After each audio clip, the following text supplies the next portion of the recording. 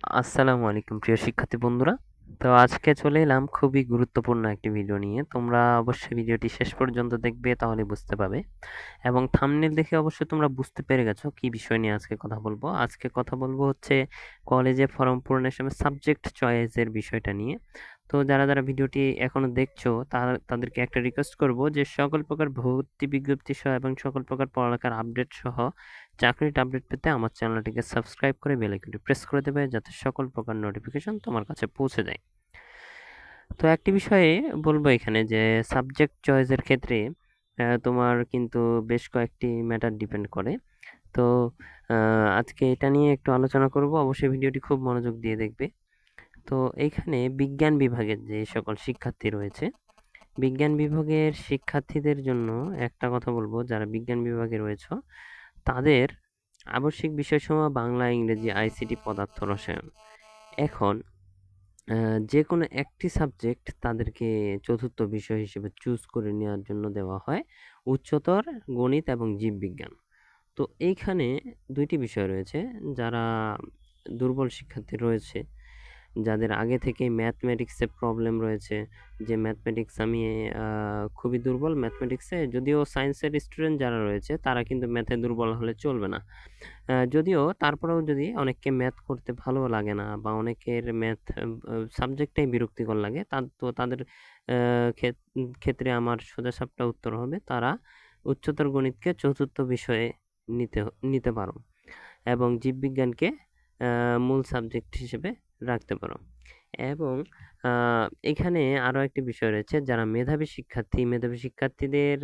শিক্ষার্থীরা কি করে, তারা অবশ্যই জীববিজ্ঞানকে অপশনাল সাবজেক্ট রাখে এবং উচ্চতর গণিতকে আ বাধ্যতামূলক সাবজেক্টের মধ্যে রাখে। কারণ জীববিজ্ঞানে তারা ইজিলি প্লাস পাবে এবং প্লাস পেলে কিন্তু এখানে একটা ফোর্স সাবজেক্টের যেই জিপিএ মার্কটা যোগ হয়, সেই ক্ষেত্রে কিন্তু 0.30 মার্ক কিন্তু এখানে টোটাল জিপিএতে কিন্তু যেটা আসবে ফোর্থ সাবজেক্ট বাদে সেটার সাথে কিন্তু যোগ হয়। তো এই জন্যই তারা কিন্তু জীববিজ্ঞানকে ফোর্থ সাবজেক্ট হিসেবে বেছে নেয়। কারণ জীববিজ্ঞান তাদের ক্ষেত্রে তারা প্লাস পাবে, বা সম্ভাবনা তাদের বেশি যে এই জীববিজ্ঞান সাবজেক্টকে আমি সাবজেক্টটা পারি, এই সাবজেক্টে আমার দুর্বলতা নেই। সেক্ষেত্রে তারা এই কাজটি করে। তো তাদের জন্য অ অ উচ্চতর গণিতের বদলে জীববিজ্ঞানকে চতুর্থ বিষয় হিসেবে তারা বেছে নেয়। এবং আ যারা ব্যবসায় শিক্ষা বিভাগে রয়েছে, বিজ্ঞান বিভাগেরটা আমি বললাম। ব্যবসায় শিক্ষা বিভাগে আবশ্যিক বিষয়গুলো হলো বাংলা, ইংরেজি, আইসিটি, ব্যবসায় আ সংগঠন ও ব্যবস্থাপনা, হিসাব বিজ্ঞান এবং বাধ্যতামূলক কিন্তু ফিন্যান্স, ব্যাংকিং ও বীমা। এখানে কিন্তু চতুর্থ বিষয়ে অ্যা যেকোনো একটি নিতে বলেছে। পরিসংখ্যান, ভূগোল এবং অর্থনীতি, যেকোনো একটি বিষয়। তো পরিসংখ্যান, ভূগোল এবং অর্থনীতির মধ্যে চতুর্থ বিষয়ে কেউ পরিসংখ্যান নেয়, কেউ ভূগোল নেয়, কেউ অর্থনীতি নেয়। তো এইখানে যারা ব্যবসায় শিক্ষা বিভাগে আগে থেকে পড়ে এসেছে, 9-10 এ যারা নিয়েছিল, তাদের ক্ষেত্রে কিন্তু তারা কিন্তু ও জিনিসটাকে ইজিলি বুঝতে পারবে। এবং যারা অনেকে রয়েছে বিজ্ঞান বিভাগ থেকে ব্যবসায় বিভাগে গেছে, তাদের ক্ষেত্রে আমি একটা সাজেস্ট করব যে তারা যাতে ভূগোলটাকে চতুর্থ বিষয়ের জায়গায় রাখে, বা পরিসংখ্যানটাকে চতুর্থ বিষয়টাতে রাখে। এবং এখানে শেষে যেটা রয়েছে সেটা হচ্ছে আ চতুর্থ বিষয়ে মনোনীত বিষয়, এটা হচ্ছে মানবিক বিভাগে। মানবিক বিভাগে কিন্তু বাংলা, ইংরেজি, আইসিটি হচ্ছে আবশ্যিক বিষয়। বাধ্যতামূলক হচ্ছে যেকোনো ২ টি, অর্থনীতি, পরিণতি, সুশাসন ও ইসলামের ইতিহাস ও সংস্কৃতি। এবং যেকোনো ২ টা বিষয় কিন্তু এখানে মানবিক বিভাগে কিন্তু চতুর্থ বিষয়ে নিতে হবে। তো এখানে কেউ যুক্তিবিদ্যা এবং ভূগোলকে নেয়, কেউ পরিণীতি এবং আ যুক্তিবিদ্যাকে নেয়। এরকম করে তোমাদের কিন্তু বিষয়গুলো আগে যারা মানবিক বিভাগে পড়ে এসেছে তাদের ক্ষেত্রে কিন্তু চয়েস করা অনেক সহজ হবে।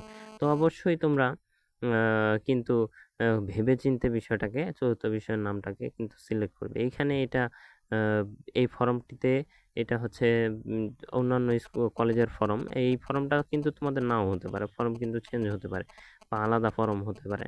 তো সেক্ষেত্রে মাথা ঘামানোর কোনো বিষয় নেই। তোমরা কিন্তু অবশ্যই যখন কলেজের ফর্মটা পূরণ করবে, তখন কিন্তু অবশ্যই এই জিনিসগুলো মাথায় ভালো করে থিঙ্ক করে তারপরে কিন্তু তোমরা সাবজেক্টে চয়েস দিবে।